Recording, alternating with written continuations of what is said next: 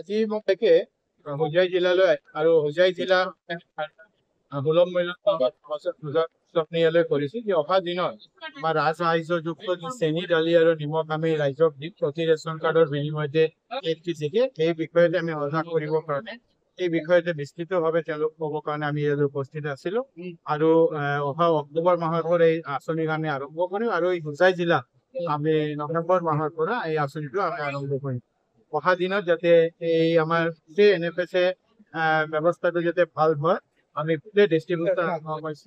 চিষ্টেমটো যাতে ভালকে কৰিব পাৰো সেইকাৰণে সকলোকে মই অনুৰোধ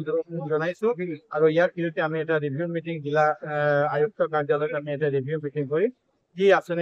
আঁচনি আমাৰ চলি আছে ৰেচন কাৰ্ডৰ যি আমাৰ ইনক্লুজনৰ কাম চলি আছে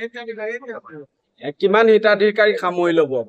এতিয়া আমি 12,000 হিতাধিকাৰী প্ৰতিখন বিধানসভাতে 4,000কে হিতাধিকাৰী আমি লোৱাৰ পৰিকল্পনা হৈছে। আমি এতিয়ালৈ 2,45,00,000 ৰাইজক আমি প্ৰতিমাহে ৰেচন দি আছো 4,000কে